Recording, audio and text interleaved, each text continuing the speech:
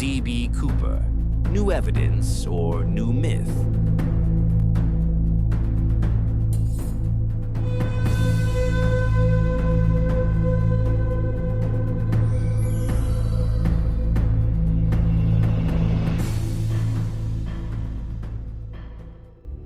A man in a cheap black suit and a clip-on tie buys a one-way ticket for $20 cash.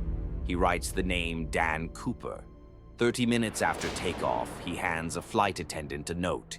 "Miss, you'd better look at that note. I have a bomb." Then he walks off this plane without ever touching the ground again, stepping into a cold November storm with $200,000 in cash and into legend. More than 50 years later, the FBI's only unsolved hijacking still hangs in mystery.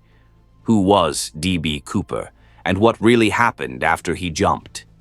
The hijacking Northwest Orient Flight 305 was a short hop from Portland to Seattle. Cooper was calm and polite. He ordered a bourbon and soda, wore dark sunglasses, and smoked. When the flight attendant read his note, he quietly opened a briefcase to show red cylinders and wires. His demands were clear: $200,000 in 20s with serial numbers recorded, 4 parachutes, a fuel truck waiting in Seattle. The airline and FBI scrambled. The money was collected from a local bank. Parachutes were pulled from a skydiving shop and aviation school. When the plane landed in Seattle,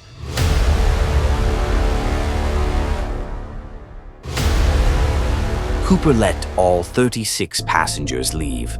Only the crew stayed on board: the pilots, flight engineer, and flight attendant Tina Mucklow, who became Cooper's main point of contact. The deal and the plan. On the ground, the exchange was simple. Money and parachutes went in, passengers went out. Cooper then instructed the pilots to fly south toward Mexico City at low altitude, low speed, with the cabin unpressurized. These were the exact conditions needed for a dangerous move. The Boeing 727 had a rear stairway that could be lowered in flight. Cooper wanted the stairs down at takeoff, but the airline refused. "No problem," he said. "I'll lower them myself." The plane took off again into the dark, rainy night, with 2 military jets trailing at a distance. The jump somewhere over Washington state at 8:13 p.m. Cockpit instruments recorded a sudden pressure bump, and the rear stairs moved. The crew realized Cooper had jumped. He left behind a clip-on tie, a few cigarette butts, and 2 parachutes. He took 1 parachute and the money, wearing only a business suit, loafers, no helmet, and possibly a non-functional training reserve chute. The 727 diverted to Reno and landed safely.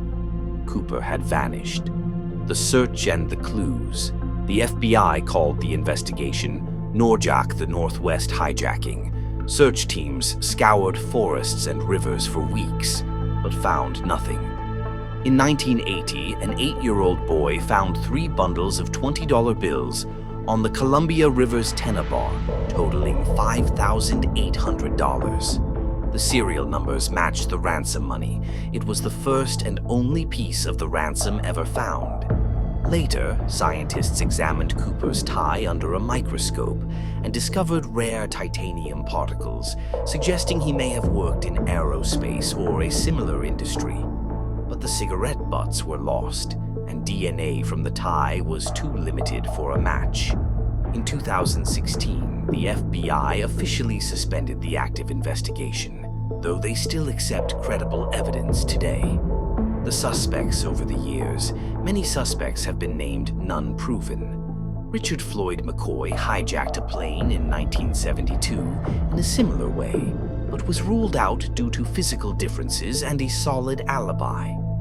Robert Rackstraw, a Vietnam veteran, was the focus of a documentary, but evidence was speculative and the FBI ruled him out. Kenneth Christensen, a former Northwest employee, resembled the composite sketch but lacked solid proof for skydiving experience.